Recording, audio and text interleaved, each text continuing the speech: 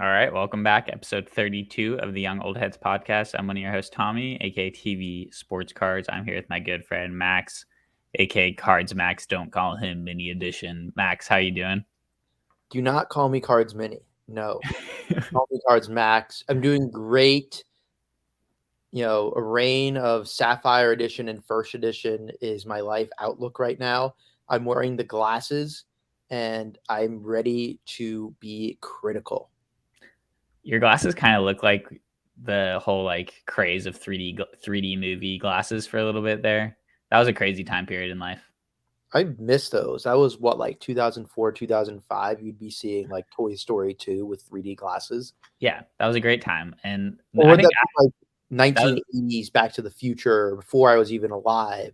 There's that one guy in Biff Tannen's gang who always wore 3D glasses. Or is that like, am I referencing a fad that was before like I was alive?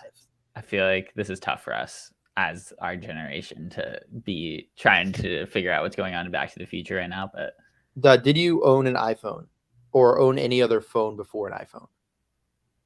yeah, I had a phone before an iPhone. I had a little slide up, and then I was lucky because I had two older sisters, and then my parents went to go get them iPhones when I was like in sixth grade, and then they came back. They were like, "Oh, it was a buy two get one free deal, so you got one for free." So I was really blessed, actually. Oh, nice. Like my parents like held out the iPhone, but like, I'm point being, we were around during the times where like people didn't just have flip phones and that stuff. Yeah, Whatever. I'm not a we are neophyte. we are Tops Town children, as I like to call our generation. That's actually like flip phones are the tops town. Top town is the flips phone of collecting, where it's like you get the new wave of collecting. I You like get what that. I'm saying? Like you're getting like the middle of like the technology renaissance. We're just plateauing. Yeah, I think that's fair. I think the Tops Town children are were the top shot adults. Do you know about Upper Deck's own gaming system? Or not like Well, video game system, but like their system with cards? I know about Upper Deck Power Up, which involved a point system where you went online to do you entered your code that was on the card and it gave you a certain amount of points. Yes, it's on the back of the card. It's the 4 alphanumeric letters. You can What still was see them on Upper Deck cards for older cards. what was the purpose of those? I'm not sure. I wasn't cognitively developed yet in order to You were on understand it. Webkins when that was going on. No, but I did do Upper Deck as well. I wasn't a Tops Town kid, but I would guess 4 letter number combinations on the back of Upper Deck cards for like these points until my account got locked because my parents wouldn't buy me more packs.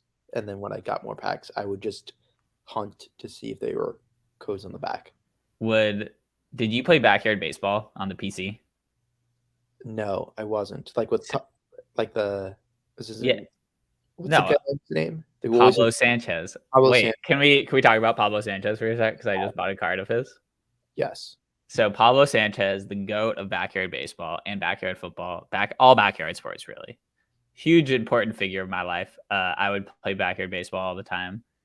Backyard baseball 03 specifically, and he would just hit bombs. And I just am a huge fan of that game. And they actually put Pacific, shout out Pacific, one of the best card brands out there. RIP. Actually did a set for them, which I think came in the disc for the PC, and I just bought the Pablo Sanchez rookie. There's also a football version, and I think even like a pre-rookie type deal. So I'll have to post a picture of that on our story after this. But shout out Pablo Sanchez, the GOAT, aka the secret weapon, legendary figure. But Max, enough with the sidetracking. What's Aside going on this week? What is going on what? this week? Okay, we had a little technical hotspot difficulty going on. What's going on this week? I went to the New Yorker Big Apple card show yesterday. I set up behind a table. It was a lot of fun, moderate fun. I'm not too sure. I traded in a big stash of Aaron Judge buybacks.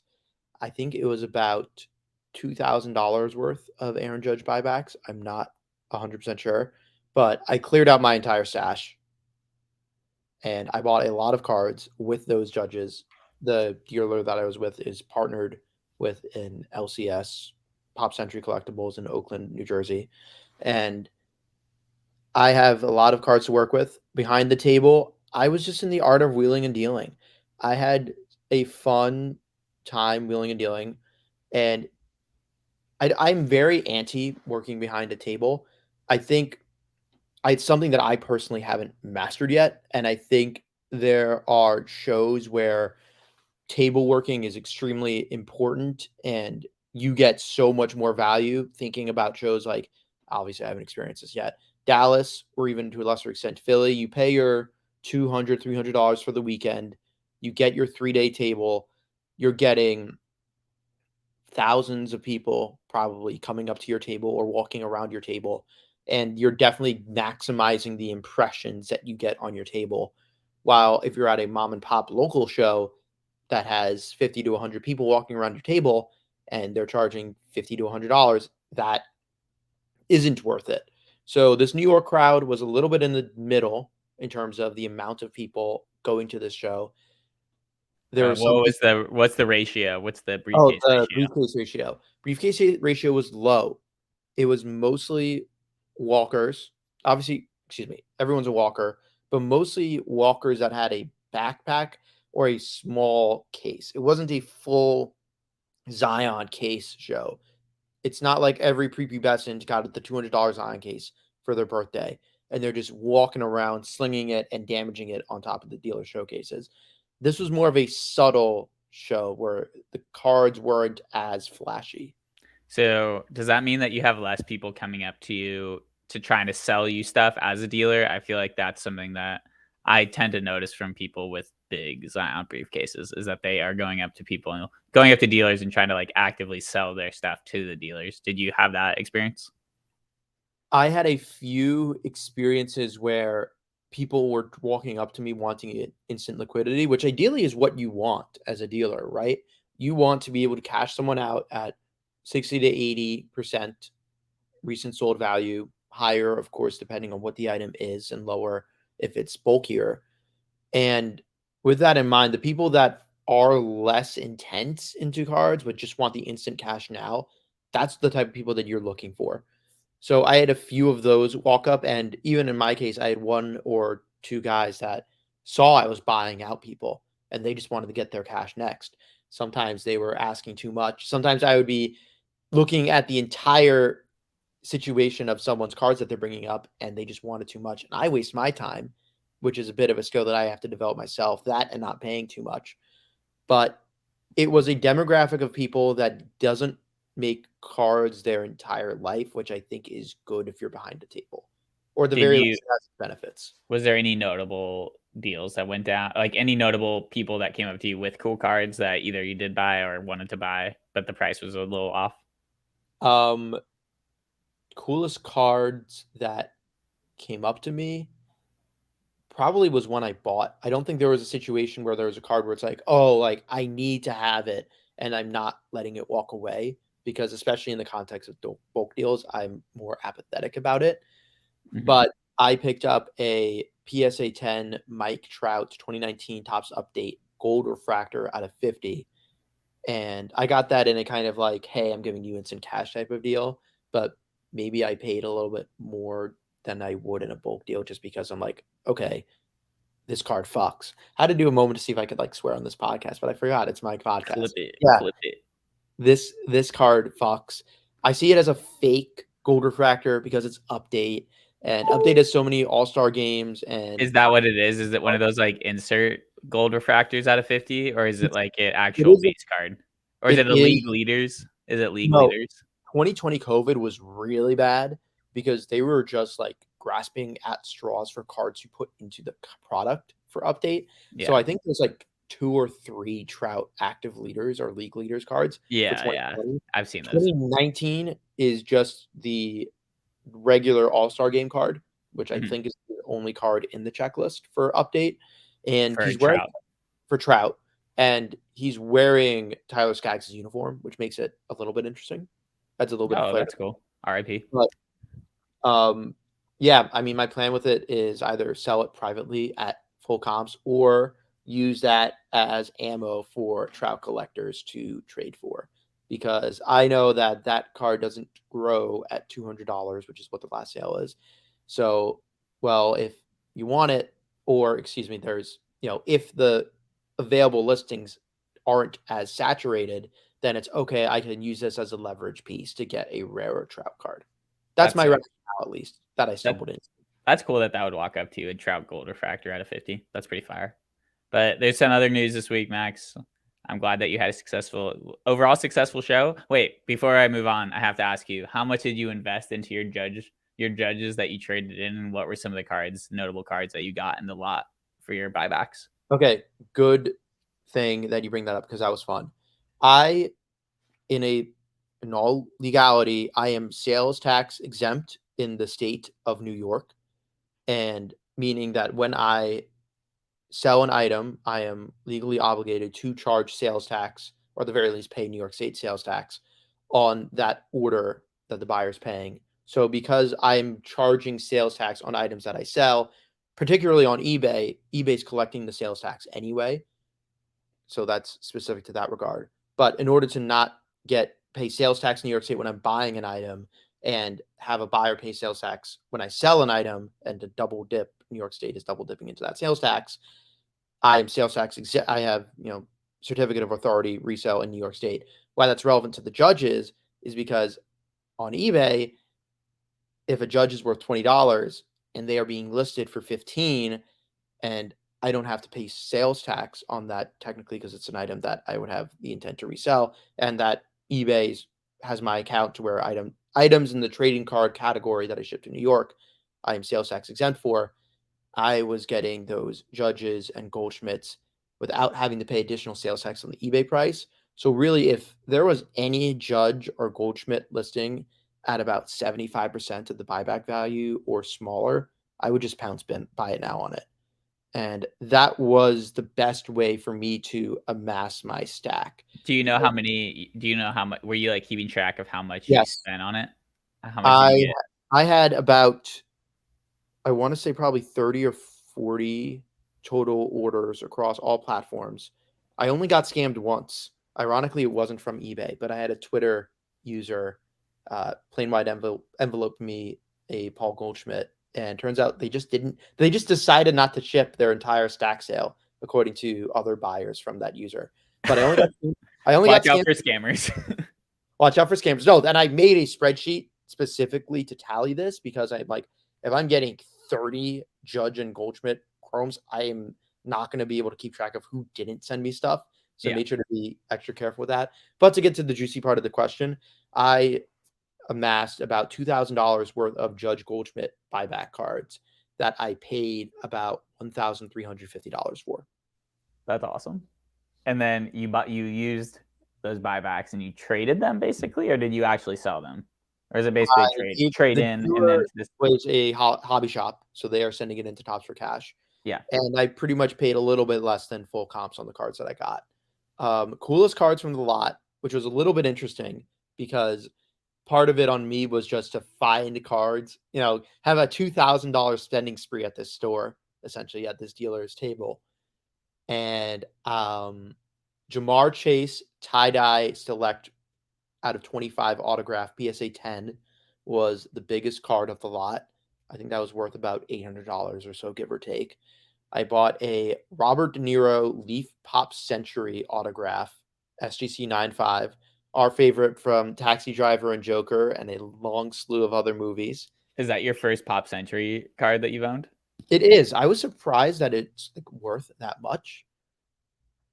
Can you tell me more about Pop Century?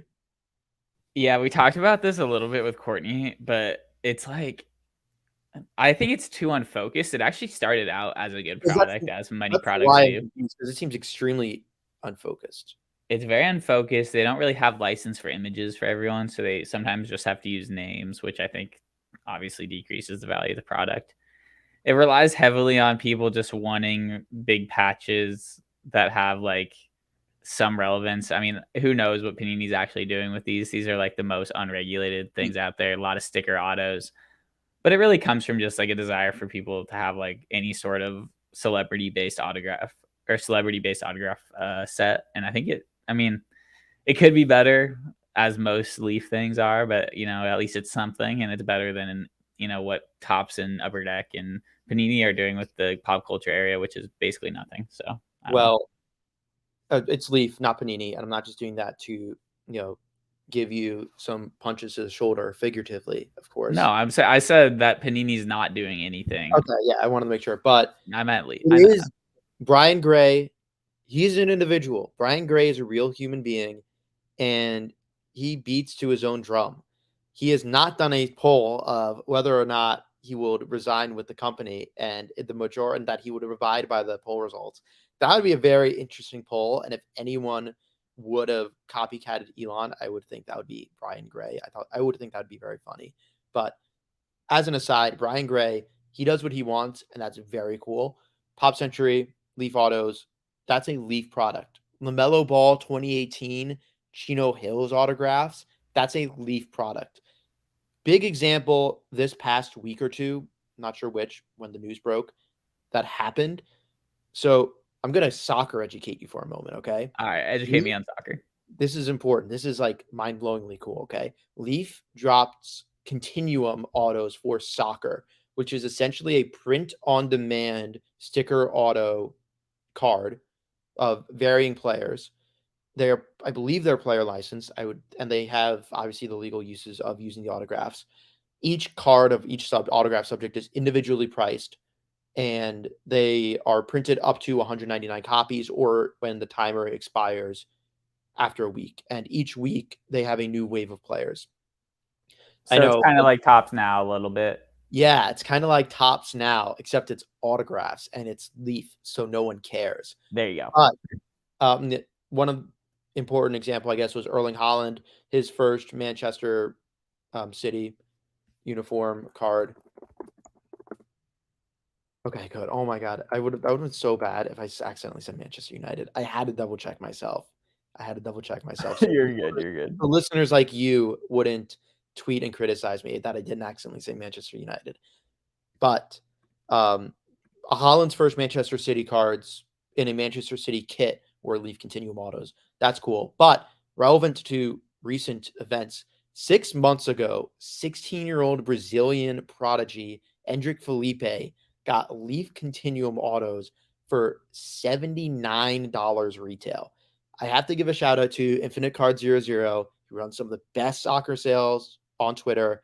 Mega genius soccer guy. And he kind of tipped me onto these when these were releasing, and he tipped a few others on. He was very loud in saying, hey, this 16-year-old kid is absolutely disgusting at soccer. You should buy his cards. It's only $80. And I'm like, damn, I should buy like 3 of these. That'd be like a really stupid degen bet, which I kind of did with Jonathan David's autos with Onyx, and that's not going well with me right now. But I digress. Endrick, 16-year-old, they sold out for the first time. It was the first time Leaf did the full 199 card print run, and they sold out before the timer, which made me kick myself. Either this past week or 2 weeks ago, he signed with Real Madrid as a 16-year-old. I know sales are now doing between the $750 to $900 range on eBay for these Endrick Felipe Leaf Continuum autos. That is over a 10x. That's insane. That's crazy. I'm so glad we had some soccer content here too, because I've been buying soccer cards a little bit, and it's been fun. So I soccer is think a weird sport, but we've there's a like, lot of diversity in the names, and yep. you can see the massive print run disparities between 2017 Tops, which is an OG iconic set, 2019 Tops, which is when you get the Holland rookies and the Reina rookies, and it starts to pick up a little bit. And then 2020, 2021 is just normal print to the moon print runs, but like print runs were really, really short printed. I've talked about stickers before. I talked about why they're cool. I think I'm honestly a bigger fan of soccer cards and soccer stickers than the actual sport of soccer, because I'm not a huge soccer guy. But I love how you're prospecting down to the 16-year-old.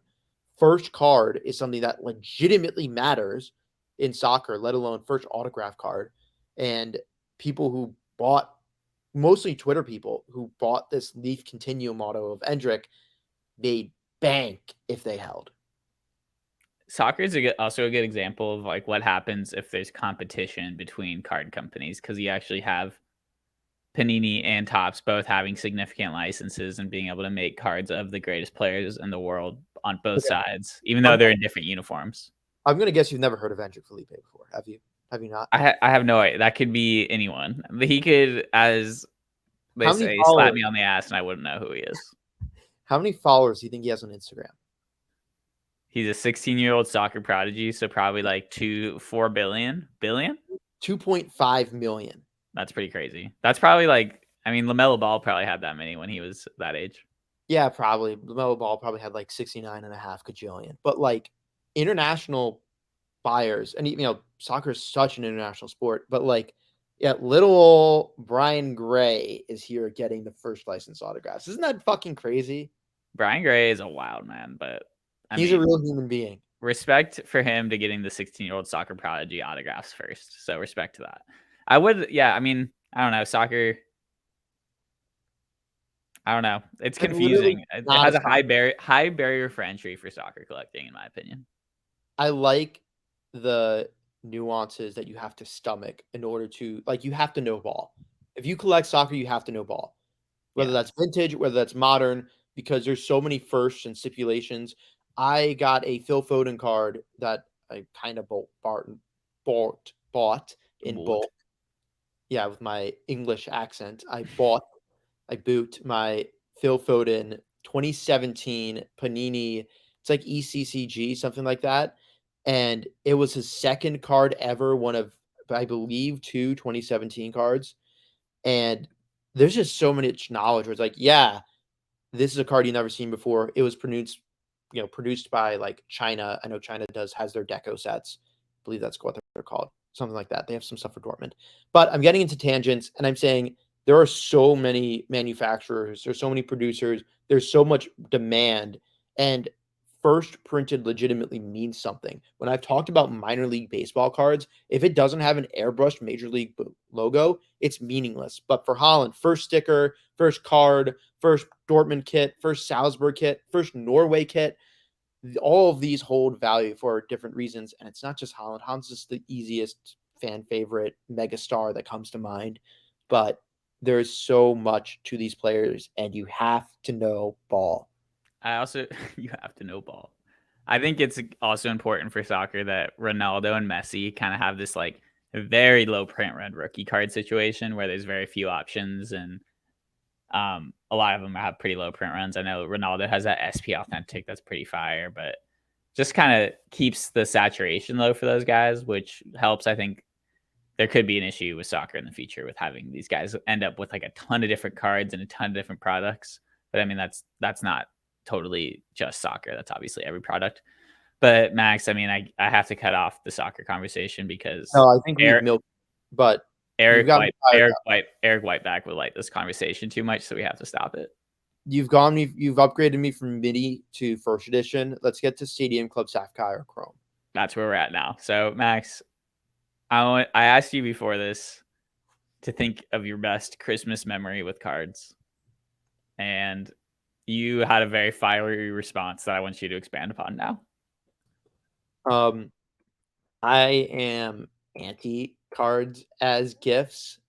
For me personally, I don't like being a recipient because I mean, if you're desperate, like please do, but I see it as like an indulgence, and part of it is that I kind of view it with such like kind of a financial bent of like this is worth that, and I feel very hazy when buying if it's and also like if you want to buy wax, like if you insist on getting me cards, I have to kind of pick it for you because like it's not that I'm picky, it's just that I don't want you getting ripped off.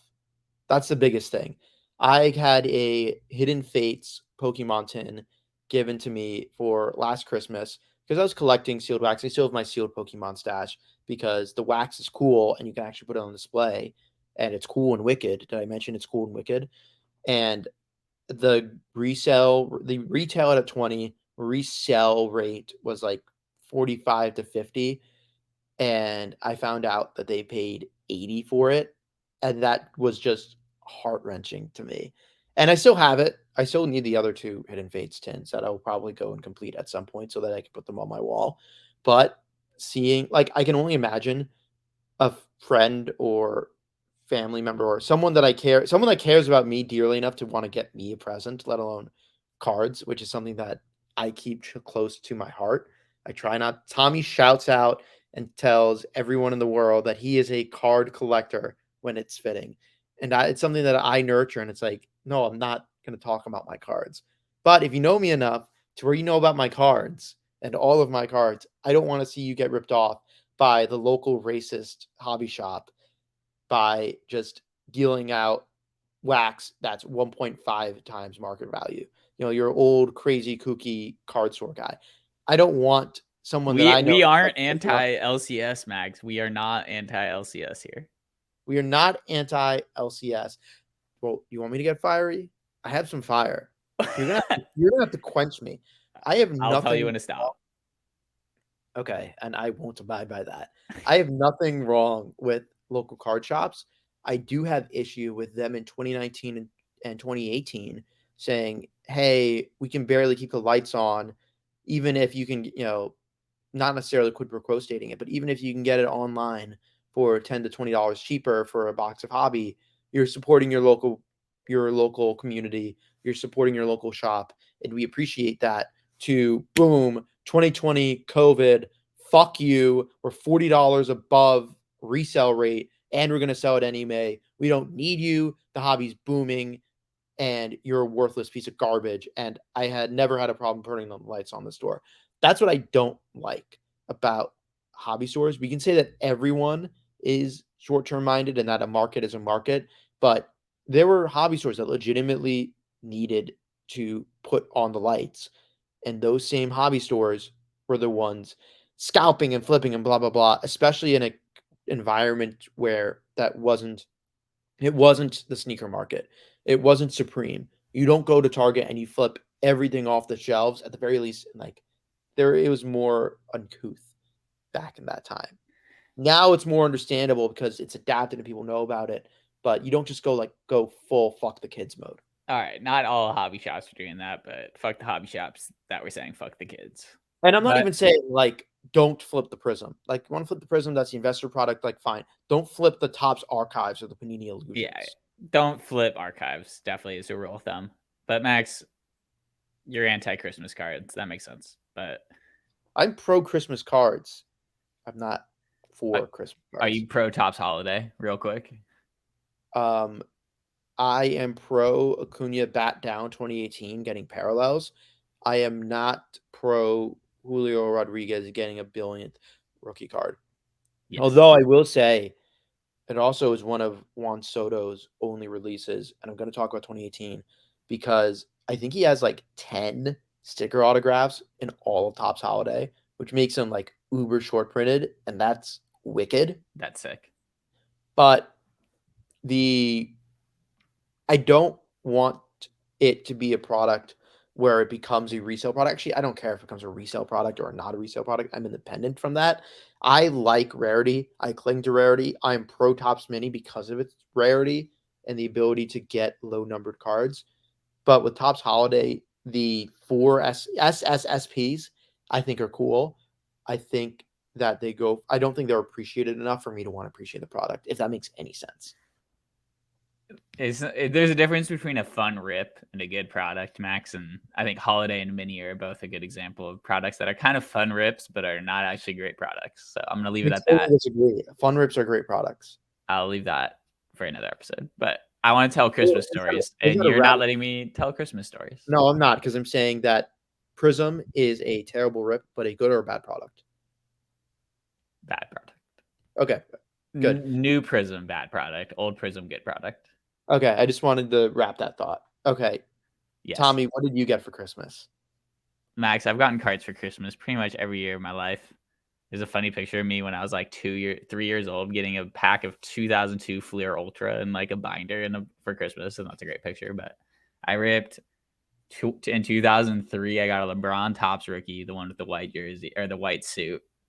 So I thought I was, as you like to say about your Jose Abreu Target Red, fucking rich. And and I still have that card. It's probably a PSA 5, but no, I always get packs on Christmas. ripped a lot on Christmas, and I pulled a lot of good stuff. I pulled a Carmelo Anthony Nuggets jersey patch one time. And then the next pack, I got a George Gerving. I was ripping 2008 Topps basketball, which is an insane product, but pulled both those back in George Gervin, the Iceman relic, back to back. Unbelievable. I was so hyped. I thought I was fucking rich. And then I've also pulled, random Wait, you other were? shit. You You know were how rich? pissed I was when I got into the hobby and I found out my Carmelo Anthony relic was only worth like $5 when I was like, this card is so sick. This should be worth like $100. The decline of game-used relics is shocking and such an insightful topic. Yeah, well, not a topic for another episode, though, I think. With someone who was more around, who knows more about like the early stages. I actually saw something that the first ever like relics in a card are actually on NASCAR cards. Did you know that? What what year or around what year? Yeah, I think let me pull it up because I have a screenshot and I totally forgot about this as something that I could have brought up today. But real quick, game used erase relics. It's on the Prime collection. He posted about it. 1995 or Really? 1996 press pass burning rubber. Look it up. Burning rubber. Burning rubber. Tires, game used tires. But that's the first ever relic set, which is kind of crazy. NASCAR. Who would have thought? But Not me. yeah, Christmas. Buy me cards for Christmas, people. I'm cool with that. I'm not a Grinch like Maximus Grinch edition. Just I'll kidding. take cards for Christmas. You should have been holiday edition. God damn it. I'm such a dumbass. Well, next week, Max, do you want to tell the people what we're going to be doing next week? What topic we're going to be covering? Are we going to be talking about the best eBay buys of the year? That is what the kids are telling me. So keep an eye Is out for that that next week. What? what? What? Good episode, Max. Next Oh, week closing. we will be talking about all our eBay buys of the year. I know that's a very popular segment every week, but we're actually not going to do the segment this week in anticipation of next week being eBay buys of the year. Big episode. We'll be talking about. I'm going to try to run the numbers for myself. I'm going to do in a little Maximus Excel spreadsheet, do a little number crunching, give you guys a little Spotify or eBay Wrapped, as one could say. And Max, you can do the same, right? eBay Wrapped. You can do. I want to hear some seller rap too from you because I feel like it goes both ways for you. I'll More. talk about some cool stuff. I'll make a little Google Keep and I'll start typing my little details and my little notes on it. Oh, I can't wait to hear about it. Yeah, And it'll be for Move On and for Young Old Heads podcast, a collecting podcast. A collecting podcast. I love the collecting podcast. But yeah, make sure to follow. We've been posting a lot on YouTube Shorts, trying to run some clips. I finally figured out how to make good podcast clips, which is huge for the program. So expect more of those popping up. And if you have any suggestions for things that you think you would be funny clips from past episodes, feel free to DM me or Max, and that'll be a fun contribution. But yeah, until next time, I'm Tommy. Max, you want to say who you are? I'm Max. Tommy and I have not had enough chicken noodle soup, and we are voracious. I'm going to go get some food. I'll talk to you later.